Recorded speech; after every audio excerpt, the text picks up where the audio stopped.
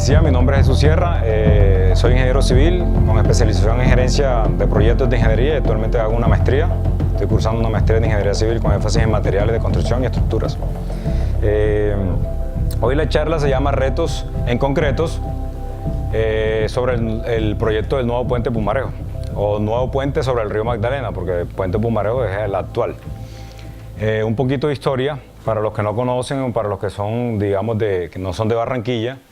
El puente actual realmente se llama Laureano Gómez, sino que por un barranquillero que lo impulsó mucho, Alberto Pumarejo, pues se le conoce como el puente Pumarejo. Pero si ustedes van en el carro pasando, ven la valla verde, van a decir que se llama puente Laureano Gómez. Fue inaugurado en el 74, sí, el 6 de abril, esta es una foto del 6 de abril de 1974. Antes del puente, obviamente, nos transportábamos por ferry, obviamente para ir a Santa Marta, a Valledupar o todo el interior del país. Obviamente el viaje era mucho más largo, eso a mí no me tocó vivirlo, lo tocó vivir mis padres, mis abuelos. Y digamos que el puente fue una solución para mejorar obviamente la transitabilidad, la manejabilidad, el transporte hacia el interior del país. Eso mejoró muchísimo. Pero desde siempre, desde su construcción en el año 1974, el puente fue muy criticado por las especificaciones técnicas que tuvo. Y ahora lo vamos a ver por qué. Este es el puente nuevo, así va a quedar un puente nuevo. Digamos que esto es un poco la parte técnica, digamos con Invías, lo construye el consorcio CES, es una empresa, son tres empresas, una empresa colombiana, Esgamo, que es de Bucaramanga, y dos empresas por fuera, SACIR Colombia y SACIR Chile, pero realmente SACIR es una empresa española. Aquí está, digamos, el valor comercial del puente y digamos, desde que inició, y bueno, eso es como la ficha técnica del puente, ¿vale? Como les comentaba anteriormente, el puente siempre tuvo como críticas con las especificaciones técnicas, porque iban a ser un puente obviamente nuevo, de gran altura, pero lo que más, digamos, se criticó del puente, sí, fue el gálibo. El gálibo, para los que no saben, es la altura que hay desde la película de agua hasta la parte inferior del tablero. O sea, la que hay desde la altura hasta la tablero. Entonces, con un gálibo tan corto, de 16 metros, digamos que frenaba el tránsito de grandes buques hacia el interior del país. La navegabilidad se frenó hasta el puerto de Barranquilla. Entonces, digamos, todo lo que venía de afuera, de Asia y todos estos buques grandes, ya digamos que llegaban al puerto de Barranquilla y ya nos tocaría por remolcadores más pequeños o por transporte terrestre, que es mucho más costoso. Entonces, digamos que aquí les traigo un comparativo de lo que es el actual puente y el nuevo puente. Pues las dos estructuras son atirantadas. Obviamente el nuevo va a ser con una tecnología más moderna. La longitud del puente inicial es de 1.536 metros, el del puente nuevo son 3.000 metros aproximadamente. La luz principal o la luz mayor es de 140 metros, la de hoy es de 380 metros, es una luz muchísimo más larga y más alta. El gálibo lo triplicamos, de 16 pasamos a 45 metros, acá ahora vamos a tener ya, digamos, embarcaciones de mayor tamaño, no tampoco gran Panamax, pero sí vamos a tener embarcaciones de gran tamaño, de 20.000, 30.000 toneladas que puedan, digamos, llegar a Barranca, ¿ok? Eso dependiendo también del canal navegable. Y el ancho transversal, hoy en día ustedes lo conocen, es una calzada con dos carriles, uno en un sentido y otro en el otro sentido. Esto también casi que lo triplicamos y un poquito más. Vamos a tener dos calzadas, 3 carriles de ida, 3 carriles de venida en sentido contrario, y vamos a tener ciclorrutas y andenes peatonales. Entonces digamos que vamos a contar con una estructura, como dicen los españoles, de severo puente. Bueno, aquí resumo las características, porque voy a hablar, hoy traigo, digamos, aparte de la charla técnica, traigo, digamos, un caso de éxito y un caso que nos demandó mucha ingeniería, mucha planeación, mucha logística. ¿Qué es un puente atirantado? Pues esto consta obviamente de una cimentación profunda, un pilotaje, unos encepados, también llamados dados o zapatas, un dado de cimentación, tiene el fuste, tiene los cabeceros, el tablero, que es por donde transitan los vehículos, tiene el mástil y tiene obviamente los tirantes, ¿no? Entonces digamos que aquí está un resumen de todo lo que ya les dije anteriormente. Tiene dos mástiles, los dos mástiles principales son de 140 metros, ese es otro reto, que estamos apenas construyéndolo, porque una vez se dice, ah, chévere, 140 metros, pero yo te digo, ¿cómo llega el concreto a 140 metros desde aquí abajo? Desde el agua, porque digamos que hoy en día no está el tablero construido, o sea, ahí vienen los carritos de avance cuando lo van a unir. Entonces digamos, ¿cómo llegas tú a una altura, bombear un concreto a 140 metros de altura, que estamos hablando como si fuera un edificio de 50, 60 pisos más o menos? Entonces es complicado llevarlo, no hay una grúa, digamos, suficientemente rápida que suba y baje el concreto y bueno, las condiciones de aquí de la costa, los que son del interior del país, digamos que las condiciones de la costa son severas para digamos, la colocación de concreto, por la fuerte brisa a esa altura, digamos, por la temperatura, por la irradiación solar. Entonces digamos que los concretos aquí pierden mucha manejabilidad en poco tiempo. Entonces digamos, aquí está un resumen digamos, ya de las características técnicas del nuevo puente. Y digamos que así vamos. Esta es una foto de hace 2 meses, más o menos, vamos un poquito más avanzados. Ya esta estructura que se llama la autocimbra, que es una formaleta deslizante, una autoportante. Estos son, digamos, los carros de alas. Ellos hacen la viga cajón y aquí viene haciendo, digamos, como el resto del tablero, porque no tiene las dimensiones suficientes para los 38 metros de anchura. Perdón. Entonces digamos que los concretos que nosotros despachamos, obviamente Ultracén es una empresa cementera, concretera, para los del interior del país que no nos conocen, una empresa cementera netamente costeña, estamos ubicados en Galapa y digamos que nuestro reto fue, digamos, hacer estos concretos para pilotes bajo agua. Esos pilotes, digamos, cada pilote que ubicaba 400 metros cúbicos aproximadamente de concreto. Estamos hablando de 400 metros cúbicos, es lo que hace una planta en un día. Los pilotes eran aproximadamente de 2 metros de ancho por 40 metros, nos inventamos 40 metros, 15 en la película de agua y más o menos unos 30, 25 metros, digamos, nos profundizamos en el suelo y en la roca.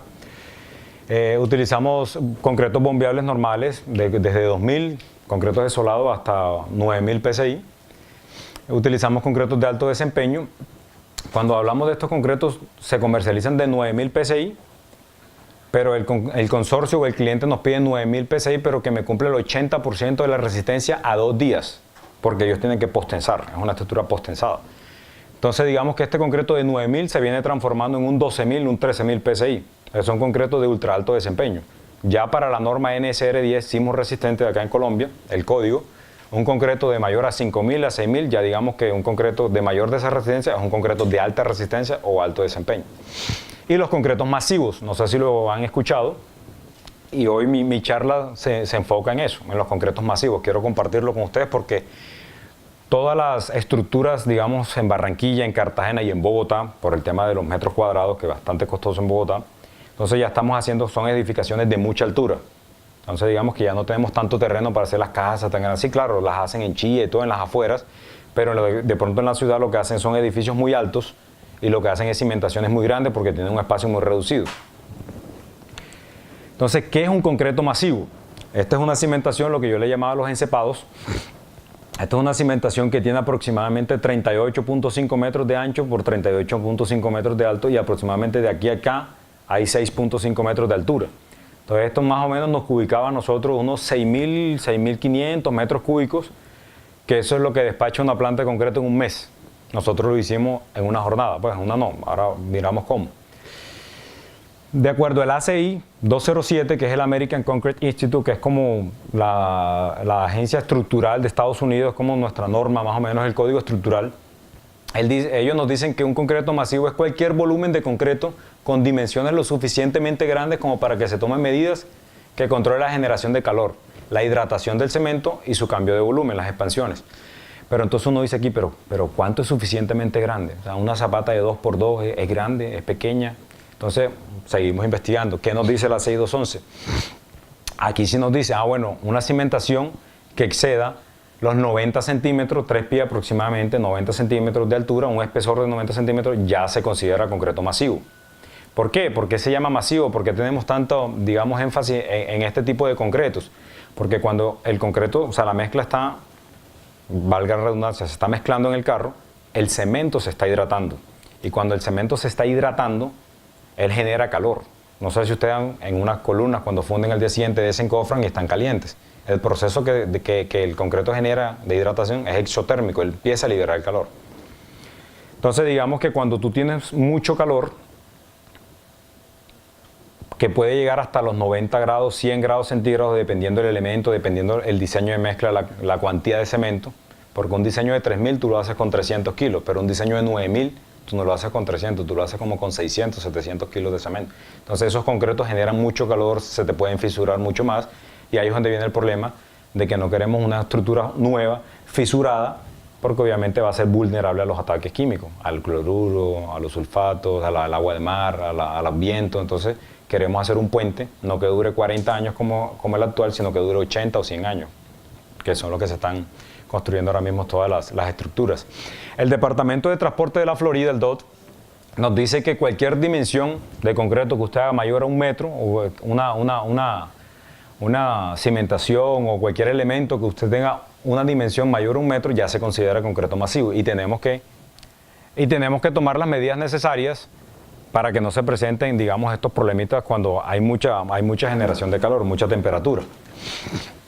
Bueno, este es el A6 Seccional Colombia, lo mismo nos dice. Antes el Seccional Colombia nos decía, estoy hablando antes del 2010, antes nos decía, usted si va a hacer un concreto masivo, o sea, como le decimos aquí, una mole, una masa de concreto muy grande, usted debe colocar solo la temperatura del concreto, controle la temperatura del concreto que no supere los 21 grados centígrados. O sea, cuando el mixer llegue, usted toma una muestra, hace el asentamiento, el slump, bueno, ese es mi concreto que yo pedí, y le medía la temperatura 21 grados, más o menos 22, 23, estaba bien.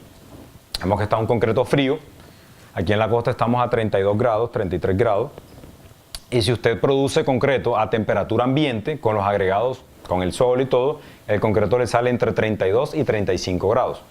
La norma NTC 3318, que es la norma técnica colombiana de producción de concretos, nos habla que un concreto no se debería colocar por encima de 32 grados centígrados, por eso mismo, porque está muy caliente, y porque obviamente cuando está caliente todo lo que se calienta se expande y puede generar unos esfuerzos y unas fisuraciones. Y entonces la norma nos cambió en el 2010, nos dijo, bueno, ahora no solo vas a tener en cuenta la temperatura de colocación del concreto, sino que también vas a tener en cuenta la temperatura de fraguado. Y eso se da aproximadamente 24, 48 o inclusive hasta 72 horas después de la colocación del concreto. O sea, nosotros colocamos un concreto el lunes a las 6 de la mañana, por decirle algún ejemplo, y podemos tener temperaturas de incrementos de temperatura hasta el miércoles a las 6 de la mañana. Entonces podemos tener a las 48 horas, que son las zonas más críticas. Para este tipo de estructuras, nosotros normalmente lo que hacemos es desencofrar a los 2 días o a los 3 días, cuando ya la temperatura de hidratación del cemento o de fraguado haya bajado un poco. Entonces, si tú desencofras con una temperatura de 80 grados, que la masa está muy caliente, tu elemento, pero la temperatura ambiente de Barranquilla en la mañana puede ser de 26, 27 grados, con una brisa, porque aquí sí la velocidad de viento allá en el puente más o menos es 20, 28 kilómetros por hora, más o menos. Entonces tú puedes tener un choque térmico, tienes un elemento en 80, 85 grados, tienes la brisa en 27, tienes un delta muy grande, más o menos 50 grados, 55 grados, entonces puedes tener un choque térmico y puede haber un craqueo, un cracking, una fisuración. Que por temas de durabilidad, nosotros los concreteros sí tenemos que tener en cuenta eso para que las estructuras, digamos, no se nos deterioren muy temprano. Entonces, estos son los requisitos que tenemos que tener en cuenta. Esto nos los exige el puente y nos los exige el INVIAS, cumplirlos con ellos. Y ahora, digamos, vamos a decirles todo. Bueno, esto es un resumen de lo que le venimos dando. Cuando usted hace un encepado, un dado, normalmente el concreto que usted va colocando primero, uno va llenando esto, vamos a fundir un dado, ¿no? Uno va llenando, obviamente el concreto que colocas a las 6 de la mañana, con respecto al que vas colocando a las 11, 12, digamos que este se va calentando primero porque ya va fraguando, va empezando su proceso normal de fraguado. El fraguado aquí más o menos se da a las 6, 7 horas, dependiendo del diseño que tú hagas. Tú puedes utilizar aditivos especiales para concreto, un aditivo retardante, y puedes retardar el fraguado 24, 48. Yo he retardado concreto hasta un día, hasta 5 días. O sea, lo fundo el lunes y frago en el sábado. Entonces, dependiendo tú del diseño de mezcla que hagas para el elemento que vayas a fundir, tú utilizas tu diseño o todos los materiales que tengas a la mano. Pero normalmente esto se concentra el calor abajo, obviamente porque toda la masa va creciendo, o en el centro, que es donde más, digamos, es crítico los elementos. Y como vemos, si aquí los elementos en la superficie están con la temperatura ambiente a 27, 20, 30 grados, y aquí abajo están 80 grados, vas a tener un diferencial de expansión y podríamos tener, digamos, un craqueo o una fisuración. Esto lo traje para que vean cómo es la hidratación del cemento. El cemento a tiempo cero, digamos que esto es una molécula de cemento, un grano de cemento muy pequeño, y aquí tiene todo el agua superior. A medida que va pasando el tiempo, el cemento se va hidratando poco a poco y va generando estos cristales o estos erizos, como lo llamamos nosotros. A medida que tú tengas una relación agua-cemento más baja, quiere decir que tienes muchas más moléculas de cemento y las moléculas están más unidas. Si se dan cuenta, aquí están un poco más separadas, aquí están más unidas. Entonces, obviamente, cuando él se hidrata, es que genera el gel y genera la resistencia. A medida que va pasando el tiempo, el fragua a las 10 horas más o menos, y de las 10 horas en adelante lo que viene ya es ganancia de resistencia. Entonces, por eso nosotros fallamos los cilindros de concreto a 3, 7, 14 y 28 para mirar cómo va la evolución de resistencia. Esta evolución que nos dice que el cemento se está hidratando bien. Por eso, digamos, nosotros los concreteros o los constructores tienen que hacer un buen curado en sus obras, con agüita, con antisol, con todos esos curadores químicos, para evitar la pérdida de agua, la evaporación del agua ahí en el pavimento, en la columna o en cualquier elemento. Y con esto garantizamos que el cemento se sigue hidratando hasta los 28 días y la resistencia de diseño la vamos a lograr. Si no curamos bien nuestros elementos, podemos tener una pérdida de resistencia de hasta un 50% de lo que compraste. O sea, compraste 4.000 y no lo curas bien, sacas unos núcleos en tu columna y de pronto esos núcleos te dan 2.000, 2.500, 3.000, entonces llegas a un 75-80%. Hay que curar muy bien los elementos y protegerlos. Aquí un breve resumen histórico. Lo del tema del concreto masivo, digamos que no es nuevo, no nos lo estamos inventando nosotros, al contrario, nosotros siempre buscamos literatura, buscamos papers y buscamos cómo lo hicieron los demás, cómo lo hicieron en Europa, cómo lo hicieron en Estados Unidos, porque obviamente son países mucho más avanzados en tecnología y siempre, digamos, estamos a la vanguardia de ellos. Miramos, investigamos y aquí nos damos cuenta que desde el año 1915 el tema de los concretos masivos ha sido muy estudiado por el tema de la construcción de presas.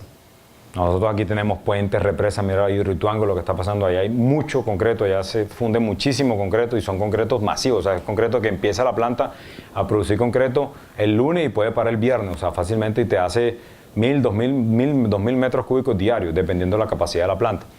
Entonces, digamos que aquí, desde el año 2015, con esta presa de Arrow Rock, empezaron, digamos, las investigaciones de cómo hacemos un concreto para que no se nos fisure, porque como se calienta tanto, no queremos una presa que se fisure por acá y se empiece a filtrar y se nos venga el proyecto. Entonces, la Big Dalton también, en los años 1920, 1930, pero ya aquí en el año de 1930 es donde vemos que hay dos métodos. Hay pre-enfriamiento, como le decía yo. Aquí se utiliza hielo en la costa para enfriar o agua fría. Se enfrían los agregados también aspersionándolos con agua fría. Los cubrimos bajo techo. Pero también hay un método que es post-enfriamiento. Entonces, después, o sea, tú colocaste el concreto y después, cuando el concreto ya está colocado en el elemento, lo enfriamos. ¿Cómo? Bueno, lo vamos a lograr. Esta es la represa Hoover. Esta represa yo creo que en muchas películas la han destruido como 10 veces, en Transformers y todo. Es muy famosa, en el de terremoto y el de sismo también. También utilizaron concretos masivos porque la base de estas represas son muy anchas. O sea, tienes que tener una base, digamos, una base muy enorme, muy grande, para tener, digamos, toda la contención del agua, ¿no? Digamos que en 1941 el grupo de ingenieros de los Estados Unidos, el cuerpo de ingenieros de los Estados Unidos, introdujo hielo triturado o hielo raspado o en crush, como se dice aquí, en cuadritos, para, digamos, bajarle la temperatura del concreto y llegar a temperaturas de 20 grados centígrados y tener una buena, digamos, un concreto muy frío, un concreto fresco, para evitar esos gradientes de temperaturas tan altos. Lo que buscamos con el hielo es, si un concreto normal de producción sale en 35 grados y yo logro colocarlo en 20, 18 grados, le estoy bajando aproximadamente 18, 20 grados. Obviamente él no va a llegar hasta 100 grados, sino que va a llegar hasta 50, 60, que el ACI nos pedía que no debíamos superar los 70, 71 grados. Ya después de 70, 75 grados, digamos que puede ser nocivo, porque inclusive el cemento no se hidrata con esa temperatura tan alta, porque el agua se evapora con ese calor. Y podemos tener problemas de resistencia y problemas de durabilidad, que es diferente. Entonces empezamos a trabajar nosotros antes de fundir estos dados o estas zapatas tan grandes y nosotros dijimos, bueno, tenemos que controlar la temperatura del concreto, tenemos que hacer un buen control de calidad en nuestro proyecto y tenemos que tener también un buen diseño de mezcla, unas buenas proporciones en nuestro diseño. Entonces, ¿cómo controlas tú eso? Entonces vamos y empezamos a investigar qué tipo de cemento utilizo yo para ese tipo de concreto, porque no voy a utilizar el normalito, el UG o el ART. Entonces vamos a la norma técnica colombiana, que es realmente una traducción de la norma la 1157, ACTM 1157, donde nos habla de los cementos por desempeño. Entonces usted le dice, hombre, usted va a hacer unos concretos estructurales de alta resistencia, entonces utilice este tipo de cemento, un cemento ART, que en inglés significa un HE, un High Early, que es un concreto de alta resistencia temprana. Ah, no, yo voy a hacer una baldosa, un pisito o algo así en mi casa. Ah, bueno, utilice un UG, que es un cemento de uso general. Y estos son los dos cementos que más se utilizan en Colombia, o los que más se comercializan y se producen en Colombia. El UG, que es el que encontramos en la ferretería, el saco de 50 kilos, y el ART, perdón, o el ART o estructural, que es el que encontramos a veces en Home Center o en alguna ferretería, no muchas, pero es el estructural, es el de 42.5 kilos. Este obviamente tiene mucha más resistencia, aquí lo vemos. Mientras que aquí a 3 días te pide 8 megapascales, aquí a 3 días te pide 22, que son 3.000, 3.200 PSI. Pero la norma también nos dice, hay otro tipo de cementos, que son los cementos marinos, pueden ser estos, y son los cementos de moderado calor de hidratación o de bajo calor de hidratación, que son los que se necesitan para hacer puentes y represas y todo eso, que no me generen mucho calor porque las dimensiones son muy grandes. Mira esa zapata de 38 metros, para que no me genere mucho calor. Y aquí hay un tema que se llama calor de hidratación, que me dice que mi calor no debe estar, si es uno de bajo, no debe estar por encima de los 70 kilocalorías por kilo de cemento. Entonces digamos que es un cemento que no se calientan tanto cuando están fraguando. Entonces, como nosotros no tenemos esos cementos acá en Colombia, tenemos otros materiales que son los materiales cementantes suplementarios, no sé si los han escuchado, como la ceniza volante, el fly ash, como la escoria de alto horno, slag, como el metacaolín. El humo de sílice, pues el humo de sílice se utiliza normalmente para conseguir más resistencia, pero no para bajar calor porque es sílice. Digamos que aquí está un poco de la química del cemento, no me voy a detener mucho en esto. El C3A, que es el aluminato tricálcico, que es el que más aporta, uno de los que más aporta calor en la mezcla o en el cemento. Es uno de los componentes que más aporta el calor. Y vemos que al mismo tiempo el C3S, que es el que nos da la resistencia temprana, también aporta mucho calor. Entonces, si nosotros queremos hacer unos elementos de bajo calor de hidratación, tenemos que controlar tanto el C3S como el C3A. Aquí estamos las curvas de calor que diseñamos con diferentes diseños de mezcla. Utilizamos, digamos, el cemento ultrasen y utilizamos escoria de alto horno a una sustitución de 30, 40 y 60%, y miramos que el patrón 100% cemento nos da un calor casi de 13 kilojoules, mientras que con una escoria del 60% nos bajaba casi a la mitad. O sea, obteníamos una reducción. Si antes se nos calentaba hasta 100 grados, aquí estamos hasta 50 grados centígrados y ya cumplíamos con lo que nos pedía el INVIAS, la interventoría y el ACI. Entonces llegamos a la conclusión de que esta mezcla con un 40% de escoria, no estoy mal, se igualaba, así 40% de escoria, se igualaba a lo que veníamos usando, que era un 30% de ceniza volante. Eso por el tema de cemento. Por el tema de los agregados, pues siempre se utiliza recomendar agregados más grandes, entre los agregados sean más grandes y calizos, en este caso, son mejores porque los calizos tienen absorciones de 4 o de 3, entonces obviamente ellos liberan el calor mucho más rápido. El canto rodado o la piedra china, como lo llamamos nosotros aquí, se concentra más el calor. Entonces digamos que es preferible agregados de mayor tamaño, agregados de 1 pulgada, 2 pulgadas si es posible, y agregados calizos. El agua, obviamente el agua no me detengo, agua que sea potable, que no tenga cloruros, que no tenga sulfatos ni aceites, que no sea perjudicial para la mezcla en sí. Y los aditivos, como les digo, utilizamos aditivos retardantes, aditivos superplastificantes o reductores de agua de alto rango, inhibidores de hidratación para evitar que el concreto frague muy rápido. Hay inclusores de aire, también nos sirve para que el concreto, digamos, que no exude tanto y mantenga todas las condiciones de agua internamente. Las adiciones, como le decíamos, las adiciones son fundamentales. Nosotros usamos puzolanas. Nosotros digamos que en el proyecto del puente no nos dejan utilizar diseños de concreto 100% cemento, es prohibido por todo el tema de calor y por todo el tema de durabilidad. Siempre utilizamos material sílico aluminoso, que son las puzolanas, las que les decía ahora, la ceniza volante, el metacaolín o la escoria de alto, digamos, la escoria de alto horno. A diferencia que la escoria es un material sílico aluminoso, pero la escoria es hidráulica. ¿Qué quiere decir que es hidráulica? Como el cemento, que necesita agua para fraguar. Mientras que tú a una ceniza volante, tú le aplicas agua y haces una mezcla ceniza con agua, ella no te fragua, ella va a quedar así, el agua se evapora y te queda el polvo nuevamente. Pero mientras que tú coges el cemento y le aplicas agua, o coges la escoria y le aplicas agua y haces una masilla, él te va a fraguar y se va a endurecer. Entonces es la ventaja que tiene la escoria con respecto a los demás. Aquí está un poco de la reacción química. Cuando hacen todos los componentes químicos del cemento, entra en contacto con el agua, esto se reacciona y forma el gel CSH, que es el gel tobermorita, que es el gel que da la resistencia del concreto. Este es lo que da la resistencia. Este CHX hidróxido de calcio, eso digamos que es lo que se libera. Y la puzolana, en este caso la escoria, atrapa el hidróxido de calcio. Obviamente, como la puzolana es rica en sílice, me falta la S para que haga más resistencia. La puzolana tiene sílice, coge, digamos, la molécula de hidróxido de calcio con un poquito más de agua y nos transforma en resistencia tardía. Entonces, digamos, los concretos del puente Pumarejo normalmente se especifican no a 28 días. Ese proyecto empezó en el año 2015, a finales, o noviembre del 2015. Entonces, digamos que tú, ¿para qué quieres hacer un concreto que tiene la resistencia de diseño a 28 días cuando un proyecto como una hidroeléctrica o como un puente demora 2, 3 años construyéndolo? Tú puedes hacer concreto, lo especificas a 56 días, a 90 días. Inclusive en Estados Unidos en las presas los especifican a 180 días, o sea, 6 meses. Fundes en enero y estás evaluando resistencia ya en junio. A veces da susto, tú dices, y si no me da la resistencia que hago, ya llevo 15, 20 metros de la presa, o llevo ya 5 o 6 pisos del edificio. Pero se supone que tú haces pruebas antes, haces 10, 15 diseños de mezcla antes, ya pruebas todos tus materiales, los diseños son aprobados y cada vez que va a haber un cambio de una materia prima tiene que ser aprobado por la interventoría. No es que se me acabó la arena, entonces yo te voy a meter otra arena de Haga que viene de Ciénaga, no.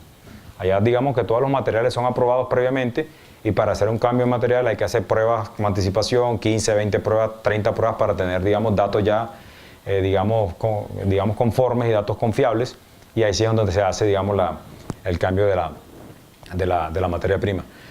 Estos son los productos que le traen, las adiciones o materiales cementantes suplementarios para que sepan o les comparto, digamos, que ya no solo es cemento, o sea, el cemento es el material cementante principal, obviamente es el que mayor resistencia aporta, pero ya, digamos, todas las concreteras, todas las cementeras, todo el mundo en planta de concreto utiliza estas adiciones. O sea, ya el concreto que usted pide, no, un concreto bombeable de 4000 voy a hacer una placa ahí en un edificio, y usted es el ingeniero residente o el director de la obra, mire la remisión y mire o el reporte de carga, y todos utilizamos fly ash, utilizamos escoria porque nos genera unos beneficios fundamentales, como cuál, mejora la trabajabilidad, el sangrado, la segregación la baja, o sea, la elimina el contenido de aire, lo baja, el calor de hidratación lo baja, el fraguado lo sube un poquito, el acabado de las estructuras son mejores porque son materiales muy finos, entonces, digamos, baja la permeabilidad del concreto, reduce la contracción plástica. Entonces, son muchos beneficios que nos aportan estos materiales que realmente son muy beneficiosos. La relación agua-cemento es un parámetro que nosotros los diseñadores de concreto tenemos en cuenta para medir la resistencia y la durabilidad de un concreto.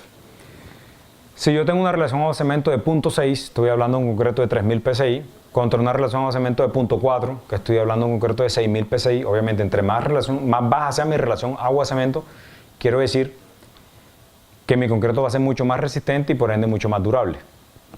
Yo puedo hacer un diseño de 6000 con 300 kilos de cemento. O sea, le aplico 120 litros de agua y aditivo para que me dé la manejabilidad que quiero.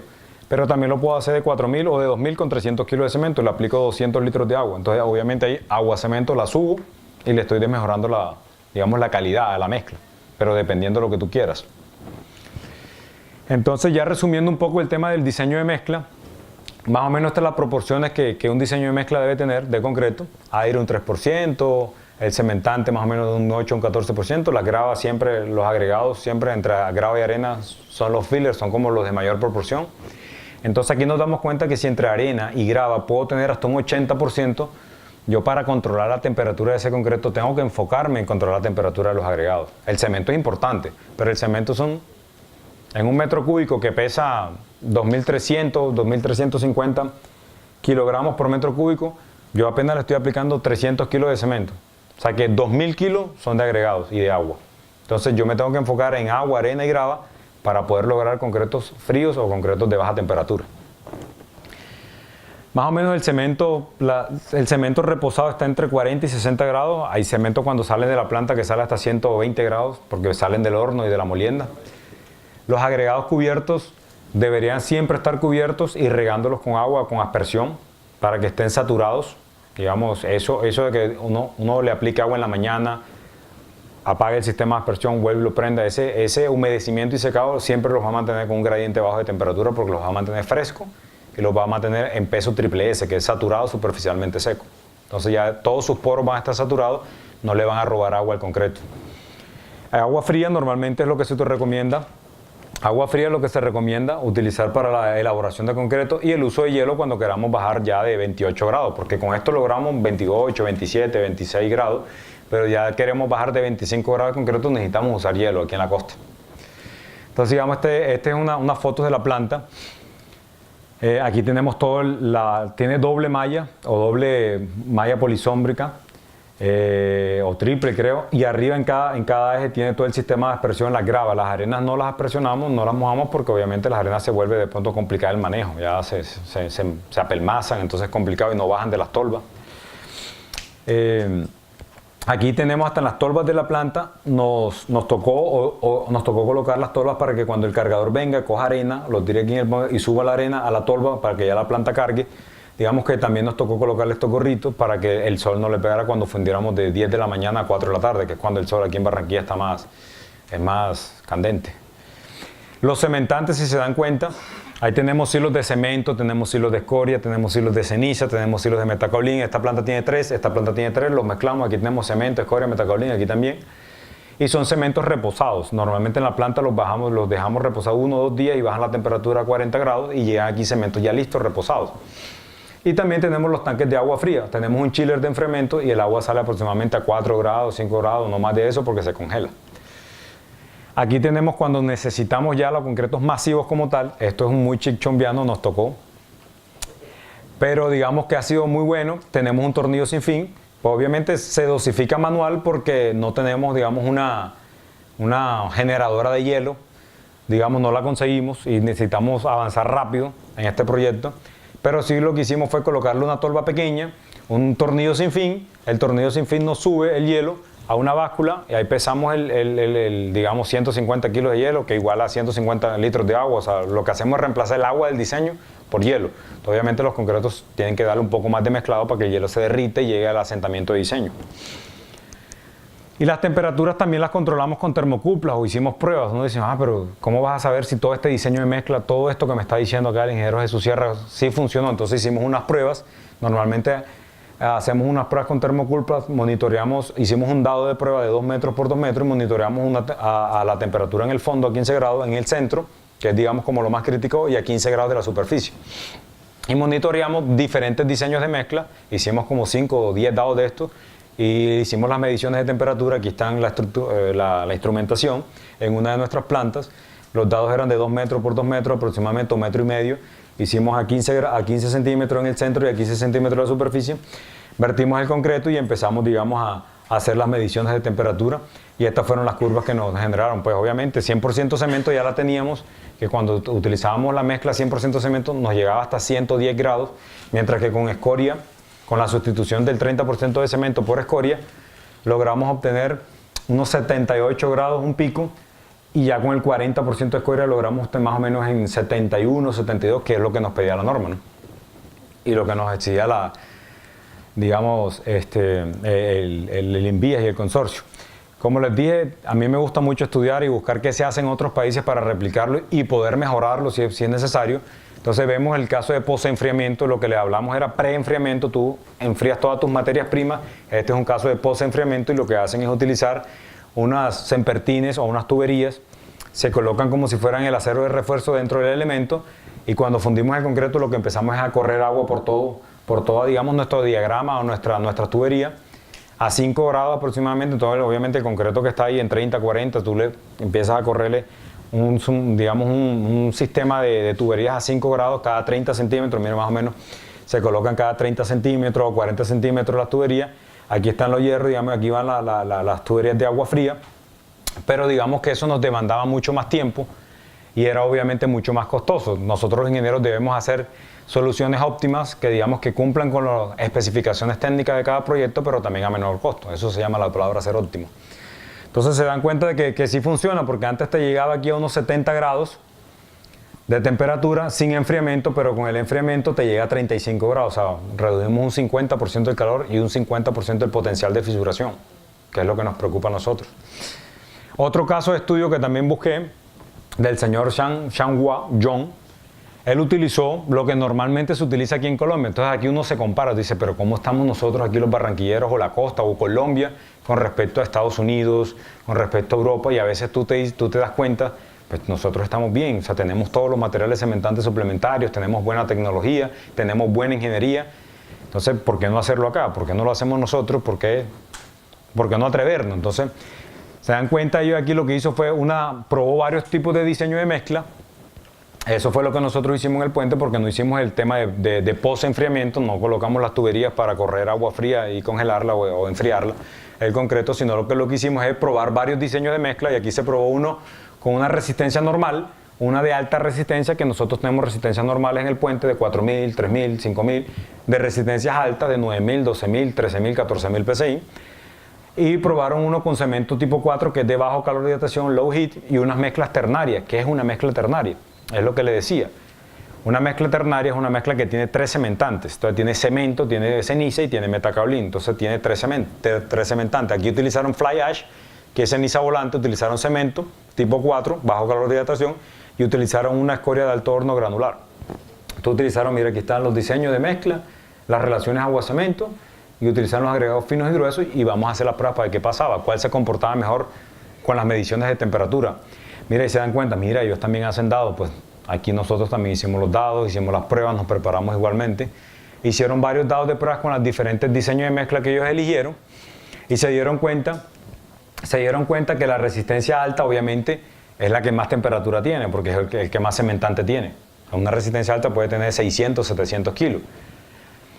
La mezcla ternaria, obviamente, como le sustituimos una porción del cemento por un 20, un 30% de escoria y un 20, un 10% de metacaolín, prácticamente le reemplazamos un 40, un 50% de cemento y le metemos otras adiciones, le aplicamos otras adiciones. Lo que hace es que el calor se baja muchísimo. Mira, casi a la mitad, esta llegó a casi 80 y esta está casi como en 50. Bueno, alrededor un 40%. Eso es algo, para nosotros, es impresionante. Y si se dan cuenta, esta es la temperatura. Pues si se dan cuenta en el calor, esta es la temperatura, pero esta es la resistencia. Obviamente la alta resistencia, la que más resistencia a 50 megapascales, que es lo que más o menos da un 7.000 algo PSI. Y mira que la mezcla ternaria siempre llegaba con la mezcla de bajo calor de hidratación. La resistencia normal, que no se tuvo en cuenta como el concretico normal, fue la que menor resistencia da, porque obviamente entre más se caliente también es problema. Entre más se caliente también es problema. Entonces nosotros en Ultracen nos dimos cuenta de que la mejor solución es una combinación de una mezcla ternaria con el uso de hielo para lograr bajar temperatura. Esto es como el mapa de craqueo de ellos, de cada dado que hicieron de pruebas, y si se dan cuenta, la resistencia normal y la resistencia alta son los que más se fisuran. Y las fisuras están por el orden de 1 o 2 milímetros, o sea, fisuras grandes. O sea, 2 milímetros en una estructura, eso es un abismo, eso es algo inmenso. O sea, mientras que la de bajo calor y la de ternaria, mira que son las que menos se fisuraron. Cabe resaltar, y siempre lo digo, que todo concreto se fisura, porque el concreto es hidráulico, o sea, el concreto tiene agua y obviamente esa agua se va a perder.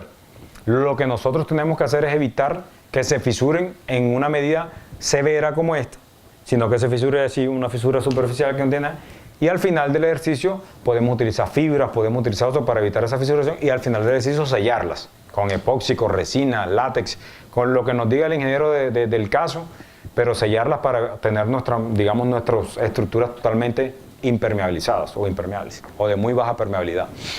El caso de éxito que le traigo entonces es del puente. Volvemos aquí al nuevo puente sobre el río Magdalena, aquí me equivoqué, nuevo puente Pumarejo, es la costumbre. Era un volumen de 6.300 metros cúbicos, lo dividimos en 3 vaciados, no porque las plantas no, sino por el tema del personal en el río. Fue el volumen de concreto el volumen de concreto más grande fundido o vaciado sobre agua en Colombia, hasta el momento. Nos solicitaban una resistencia de 5.000 PSI, 35 megapascales. Lo hicimos con grado de 1 pulgada, agregado grande, para evitar, para que nos aporte la pérdida rápida de calor, o sea, que se libere calor muy rápido. Una temperatura de 23 grados más o menos 2. Le aplicamos una escoria de alto horno al 40% y lo diseñamos a 90 días. Porque como le aplicamos 40% de escoria, o sea, le estamos quitando 40% de cemento, por decirle algo, 400 kilos de cemento, le estamos quitando 160 kilos de cemento y se lo aplicamos en escoria. Digamos que la resistencia se debía evaluar mucho más allá, porque la escoria, crece secundariamente, ¿no? El cemento reacciona muy rápido, pero los materiales cementantes suplementarios reaccionan secundariamente. Y empezamos a trabajar, tenemos 2 plantas de concreto, tenemos 5 autobombas para las fundidas de este tipo, se utilizaron 24 mixer en el momento del vaciado, pero teníamos unos 4 mixer stand-by por si la mosca se varaba uno, que es normal. 5 autobombas, 4 en funcionamiento, 1 stand-by, y utilizamos 4 barcazas, 2 para trasladar las autobombas y 2 para los mixers. Se contó con más de 100 personas, obviamente, de Ultrasan y de todo el consorcio para el vaciado. Fundimos, cada vaciado se hizo como en aproximadamente 25 horas, 28 horas, o sea, fundíamos 2.000, 2.500 metros cúbicos, 2.200 metros cúbicos, en 30 horas aproximadamente, se hacían también rápido, para todo el tema de la logística. Si se dan cuenta, aquí hay una barcaza, están las 2 autobombas a las que extienden los brazos, y en otra barcaza van 6 mixers, 2, 4, 6, más o menos eran mixers de International de 8 metros cúbicos y este grande de 10 metros cúbicos. Iban con 50 metros cúbicos cada barcaza. La idea es que saliera una 50 cubos, saliera otra 50 cubos, y íbamos así para llevar un ritmo rápido, porque teníamos que hacerlo rápido para que el concreto no fraguara. Y en la noche era mucho, obviamente las condiciones de la noche son mucho mejores, porque la temperatura nos ayuda. Bueno, la brisa un poco fuerte, pero la temperatura sí nos ayuda mucho. Aquí están todas las barcazas, mira cómo se transportaba. Cuando estaba el elemento aquí, iba la primera barcaza, no sé si iba llegando o venía regresando, ya iba la segunda barcaza en camino y se colocaba en el lado sur y en el lado norte. Aquí está posicionada la barcaza 1, este es con el dron, porque está de este lado del puente, este es con el dron. Y mira que se descargaban dos mixers en simultáneo. Entonces en cada bomba venían 2 mixers acá, y lo último venía otro mixer, y vuelve y se iba a la barcaza. Más o menos, aquí están los tiempos, el tiempo de navegación, era de 16 minutos por recorrido para un total de 32 minutos, ya que mientras que uno estaba acá, los otros 12 mixers, aquí van 6 mixers y 6 mixers, van 12 mixers descargando, ahí están 24 mixers en tierra que están cargando. Entonces digamos que allá el cargue también pila, que cada cargue eran 8 minutos, revise localidad, revise la interventoría, mídele la temperatura, mídele el asentamiento, mídele todas las proporciones, móntese en la barcaza y haga fila. O sea, fue una logística muy chévere porque no, o sea, todo era controlado, todo el mundo con radioteléfono. A las 3 de la mañana, a mí me llamaban a las 4 de la mañana, ingeniero, ahí hacíamos de todo un poco. Y así digamos que fue el antes, así fue el inicio, nos posicionamos más o menos, eso fue el 30 de abril del año pasado, y así terminó. Aquí obviamente aquí tenemos un sistema de bombeo, o el consorcio pues tiene un sistema de bombeo, y aquí se pone todo un sistema de aspersión. Esto se desencofró aproximadamente como a la semana y media, 10 días, dijimos, déjenlo más o menos ahí encofrado, pero esta parte superior sí se colocaron aspersores, y se dan cuenta cómo riega el agua, para evitar siempre, para tenerlo siempre saturado. Siempre tenemos que tener saturado para evitar y obviamente si aquí el sol pues te aporta mucha temperatura. Así quedó. Aquí están, digamos, las curvas de resistencia que nosotros los evaluamos a 90 días. Pero si se dan cuenta, a 28 días ya cumplimos. No hubo ninguna muestra que a 28 días no hubiese dado 5.000 PSI. Entonces nosotros sí nos digo, la escoria reaccionó muy bien con la temperatura de acá de Barranquilla. No es lo mismo hacer concretos. No es lo mismo hacer concreto en Bogotá, cuando la temperatura ya en Tocancipá es 9 grados, 10 grados, 12 grados, que hace concreto en Río Negro, 18 grados, que hace concreto en Barranquilla con 30 grados. Obviamente la temperatura acá nos favorece en tema de resistencia, la temperatura acelera la resistencia, y si se dan cuenta 28 días, miren, la evolución de resistencia. Nos pedían permeabilidad a los cloruros porque el puente está ubicado a 22 kilómetros de la desembocadura del mar, entonces supuestamente por los vientos, el transporte del agua, el agua normalmente y los suelos son ricos en sulfatos, entonces nos piden concretos de baja permeabilidad, y nosotros estamos entregando concretos de muy baja permeabilidad con Coulomb. Esto lo hace un laboratorio externo, un laboratorio químico, y a nosotros nos piden por debajo de 2.000 coulombs y estamos por el orden de 1.018 coulombs. Tenemos datos hasta de 700 coulombs. Entonces el concreto impermeable no existe porque el concreto es un medio poroso, un medio muy poroso. Pero sí existen concretos de muy baja permeabilidad, que tú lo aplicas la prueba de permeabilidad al agua y penetra 1, 2, 3, 4 milímetros. Entonces es impermeable. Y las conclusiones para el día de hoy, digamos que no solo debemos enfocarnos, los ingenieros siempre se enfocan en que no me dio la resistencia, y siempre nos enfocamos en la resistencia, el PSI. Hoy lo que quise traer a ustedes y compartir con ustedes esta experiencia, que hoy aquí todo se habló fue de durabilidad. La resistencia ya todo el mundo la da porque todo el mundo la cumple. Tú le compras a la concretera A, X, Y, concreto 3.000, ya tú sabes que te tiene que dar 3.000. Pero tú lo que quieres es que tus obras en estos momentos sean resistentes, pero también sean durables en el tiempo. No es un pavimento que se dañe o que la placa se fisure en un año. Entonces digamos que debemos garantizar la durabilidad de las estructuras. Obviamente en concretos masivos es fundamental el control de la temperatura, ya se los mostré en todo el recorrido de la charla. De esta manera mitigamos la posibilidad de agrietamientos causados por la expansión térmica y posterior encogimiento al enfriarse, todo el tema de contracción por temperatura y contracción térmica. Y obviamente les digo acá al final que temperaturas por encima de 85, para mí desde 80 a 85, porque lo hemos hecho con pruebas, ya digamos que pueden causar reducción de resistencia y ahí sí vas a tener problemas estructurales. Estas son las fuentes bibliográficas y les doy las gracias por su atención y si tienen alguna pregunta. Si tienen alguna pregunta del proyecto que se me pasó, pues traté de ser lo más técnico posible, con una charla técnica comercial, pero sí quería compartir para que conocieran el proyecto. Los del interior, los que son de Barranquilla, no sé si ya han visitado el proyecto y si tienen alguna pregunta, pues con mucho gusto la resolvemos.